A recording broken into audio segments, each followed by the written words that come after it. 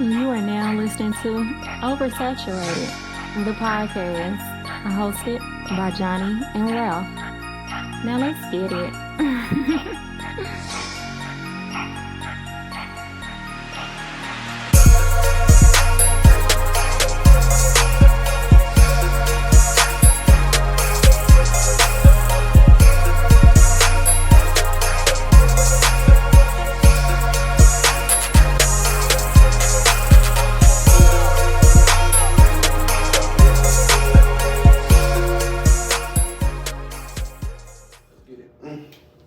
Hey, what's cracking, YouTube? We're Oversaturated, the podcast where we discuss music, movies, pop culture, and everything in between. I'm Ralph. I'm Johnny. Thank you for checking out our YouTube channel. If this is your first time to the channel, please make sure you subscribe. Hit that notification bell so you don't miss anything. And hit that thumbs up button on this video if you like the content. Yes. But usually when you see us, it's either podcast, show review, something of that nature. But today, Loki, episode 2. Episode 2. The variant. The variant.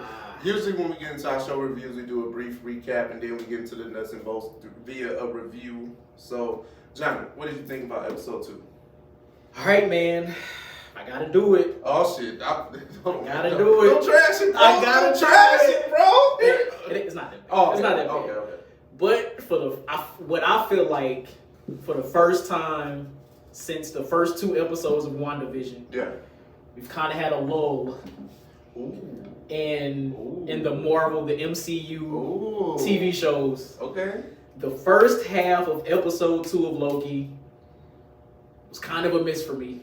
Like, it was very, I feel like it was very slow. Episode 1, it was story building. Like, the plot of it, I feel like was good. Yeah. Wasn't a lot of action, wasn't any action, I don't think. But the story, the plot of it was good. Mm-hmm. Episode 2, more of the same. We had a little bit more action, but I feel like the story itself was a little slow in the first half of the episode. Mm-hmm. The second part of the episode redeemed it, though. Which we'll get into. But I feel like the second half of the episode was much better, and it saved the episode for me. Interesting. That's me, though. Okay. No, I don't fault you for viewing it in that way.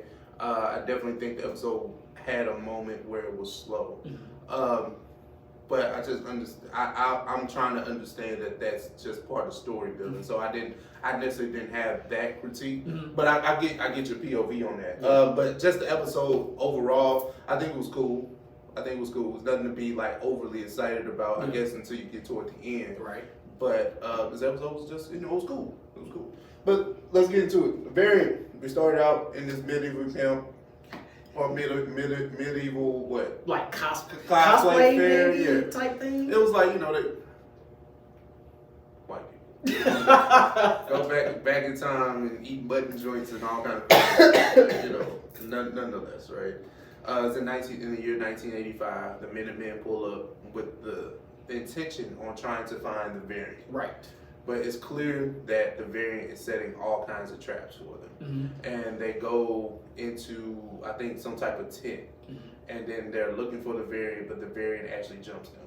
Right? Yeah. No. So this is where we get a glimpse of the variant's power. Yes. Yeah. When she's able to, I guess, control a person's consciousness and control their body. They call it enchantment. Yeah. Okay. Which is dope. Yeah. Now, watching this at first, I don't understand what's going on. Mm-hmm. Like, I understand this TVA agent's body has been taken over, but I'm not sure how, why, or what. Like, I don't know why this is happening. Mm-hmm. But so she attacks her own people, and then I guess the enchantment leaves her body and she just falls to the ground. Yeah. That was a cool scene. Yeah. After that, though, the shit was just like. Well, it's clear that they're setting, just on the second watch, it's clear that they're setting up that whoever the lead Minuteman is, they have a lot of knowledge about certain things. They're obviously the most skilled person. Yeah. In hand-to-hand combat. So I can see why maybe she was chosen, per se. And I think that particular Minuteman, which her name is like C20 or something like that, has a prominent role moving forward. Right. So we'll get into that, and then we go back to TVA. It's kind of like in the vein of you seen Catch Me If You Can with Leonardo DiCaprio. Okay, you should definitely see that. Okay, definitely. because a lot of this, I won't say a lot of this. It just reminds me of the plot because in Catch Me If You Can, he was a kid. Leonardo DiCaprio was a kid sidebar. He was a kid that forged checks. Okay. And he did it so well that the FBI, when they finally caught up to him, they recruited him to find check fraud. Oh wow. Okay. So you got Loki tracking a Loki. White privilege.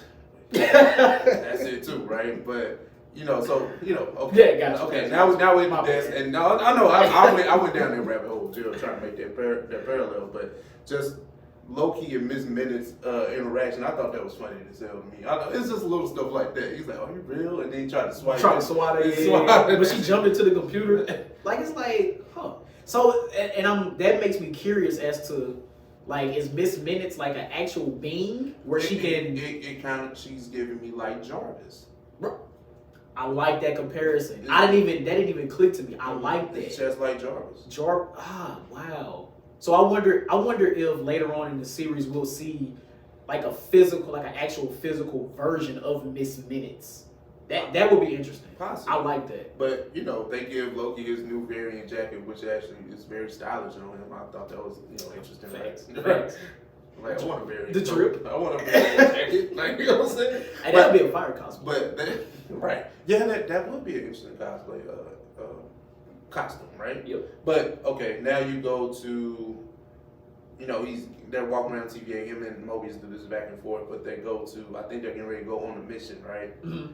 And you see that there's more variants there are more versions of Loki out there. I thought that was intriguing. I wanted to point that out because you see there's a Loki from this dimension, there's a Loki from this dimension. Yeah. They all don't look the same.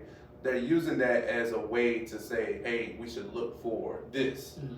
But the version of Loki which we find toward the end of the episode doesn't look like anything that we've ever seen or anything they've ever seen. Right. So and then I was kind of confused about the different versions of Loki, right? Mm-hmm. So if there's one main timeline, how are there variants? Like, is it so it's one timeline, but are there other dimensions in the timeline? Like, where do the variants come from? I don't know if there are other dimensions in the timeline. I thought it was also just because it's another timeline. We've seen other Lokis, and I think maybe other Lokis have tried what this variant is doing right now. So I think that's where you get the. Okay. I think I'm trying to make sense of it too. Yeah, I don't have answers. It's very confusing. Yeah, and that's why I thought the first half of this episode was slow because they're still trying to explain everything that's going on with time travel because this is going to get ultra confusing. And I feel like I'm gonna say this now, but just like moving forward, this show is pivotal for time travel stuff. Oh, 100%. Like you need to watch this before you watch Doctor Strange. Quantumania, all that, anything they got time, because that's going to be a big component of the MCU moving forward. So they go to investigate C20's whereabouts because she's been MIA. So now you see that Loki tried to deceive. Like you can't bullshit a bullshitter, and that's what Mobius was saying. Like you can't play me. And I was fooled. In that scene, I was fooled. I thought at this point Loki was really on some, you know what? I'm actually with y'all. I'm about to help y'all type shit. And listen, it's still Loki. He fooled. And this is the thing we got to remember. This is 2012 Loki. He's not broken and mature like the one that sacrificed himself to fight Thanos, right? If that's that one did this, I'll be on board. Yeah. 2012, I can't trust him. Nah, I can't. I can't trust him, man. Right. Damn, that's crazy. And that's something I gotta keep in mind watching this. Like, of course, I knew it episode 1 because it literally happened in that pivotal point in Endgame. Yeah. But episode 2 is like, no, this is still him, this is going to continue to be him. Yeah. So one thing that he had to prove to Mobius, outside of one thing I do enjoy, and this it's kind of. Is talking to your point, but I'm not agreeing in a way. I think the back and forth between him and Mobius are very, very necessary. Yeah. It's almost like therapy for Loki. Like, because Mobius called him a scared little boy. Like, and just things like that resonate with Loki, make him step up, make him, more of the character that's needed for the show. It's interesting because, like you said, in these therapy sessions, this Loki will end up being the type of Loki that we had in Endgame. I feel like we'll just get there. It's a different route. Mm-hmm. But also, I feel like the way or the things that Loki brings up to Mobius is going to get Mobius to start thinking about things, because when they were having their chat, one of their chats in the episode, he was Loki was asking Mobius, well, how does the timeline end? Or just asking specific questions about the timeline, about the timekeepers, that kind of got Mobius to thinking, I feel like, because Mobius, he's just going with the flow, because this is all he's known. It's the timeline, we gotta protect it, I know my role in it, I gotta do it. And Loki bringing up these other points is going to make, I feel like going forward is going to make Mobius question a lot of things. That's a good point, bro. And I like what you did there, because you have to think about it like this. Mobius, like you said, he's only been a TVA agent. Mm-hmm. He's not in the sense of like, I know what the outside world is like. I just know what time is like. Mm-hmm. But Loki knows what the outside is like. So you put those two ideals together. Of course, they're going to clash, but they're teaching each other. Mm-hmm. So I like that. And the one question that Loki asked that I think actually is going to spearhead this whole thing is like, Loki was saying something about if the timeline is finite and it's it's supposed to end at some point. Mm-hmm. So you're protecting it. So how does it end? Like, you're supposed to know. The timekeepers are supposed to know. How does it end? And we'll get to, and I'm glad you pointed that out, because after that conversation, Loki has to start doing research on his own, right? Yep. And he specifically asked the librarian, or whatever that woman was, right, about the beginning of time. She's like, that's classified. Classified. End of time, that's classified. He's like, well, what can I get? And then she gave him a folder on himself. Yep. And one thing, just in further digging and research, you see the name of the variant in that file. Oh, I missed that. Okay, yeah, her name is Sylvie, like whatever Loki's last name is. Laufeyson. Yeah, Laufeyson. So it's Sylvie Laufeyson. So it's not she's not actually Lady Loki. Her name is Sylvie. Wow. Okay. But even in that, right? What do you think about the research that Loki found out how the variant was able to, move throughout time? What do you think about that plot point? So I thought that was dope, and that was the start of the saving grace of the episode. Yeah. First of all, it shows us how intelligent Loki is. Like, we've known, like, he's this trickster and all that. He's 10 steps ahead and all that. Yeah. But him being able to research and actually think about what would Loki do? Yeah, exactly. Mm-hmm. I thought that was amazing. Yeah. That was dope. That was an amazing plot point. And the fact that they even went and tested out the theory was also dope as well. And it's the start of Loki cooperating with Mobius. It's the start. Now, we still gonna get some trick shit. Oh, yeah. We still gonna get that. Yeah. But I feel like that was a shining point for Loki so far. Yeah, you see how time works, because if something is inevitable, I can do whatever I want in this space and nothing will change, because we know that this has an end. Right. So I thought that was like, I was like, oh, that makes a lot of sense. That makes a lot of sense. But one thing I appreciate about Loki, he was like, hey, you may not trust me, but you have to trust the fact that I want to be right. Right, yeah. I was like, that's real. That's true. That's true. That's true. So that's a bar. Yeah. That's a bar. So, we get all these clues, and, obviously they have another session where they're talking about the, I think it was like a kid or something. Like, he mentioned a kid, and then we got the clue from the bubblegum or something like that. Damn. Now I wish I would have went back and watched this. Well, okay, it was a clue. Remember from episode 1 with the kid blue bubblegum, but that was taken into evidence. Mm-hmm. And Loki mentioned something directly to Mobius, and he was like, I'm jumping back and forth. The bubblegum was a way to kind of identify the apocalypse thing. Okay, got you. That's what happened. Okay. But, let's just jump straight to the end of the episode. I think we pretty much got it now. So, Loki, they pull up to an apocalypse. There's supposed to be like a big typhoon or something in Alabama. Yep. And it's supposed to kill everybody there, right? Mm-hmm. Nuts. So they go to a grocery store, which was doubled as a shelter, and that's where the variant is. Mm-hmm. So they spread out, looking for it, and then C-15, I think her name is my girl from Lovecraft. Yeah. Her and Loki split up. He tried his damnedest, but she ain't going. She not going. She not going. And I get her apprehension. Like, you're a Loki. I can't trust you, bro. And but I think it's even deeper than just Loki. Like, I just don't fuck with you because you're a variant. Like, you know what I'm saying? It's even like that. But they had, Buddy there looking for the azaleas in the hurricane cell. Now, isn't that a comedian? Like, he was Benji Brown or something like that. Is that Benji Brown? I think that's Benji. What did I see him on? He was on the club episode of Atlanta. He was the club promoter. Okay. But yeah, he was like, I've seen him in others. I thought that was Benji Brown. Mm-hmm. I might be, mistaken on that. But that's dope that he even got that look. But the fact that he was under control of the variant at that point, and then it passed into C-15. Yeah. I like the fact that she went from, an unlikable character to likable in a sense. Like, you know what I'm saying? I like the fact that she just went from the variant, like, brought out a different side of her in acting. I was like, oh, she dope now. Like, you know what I'm saying? Right.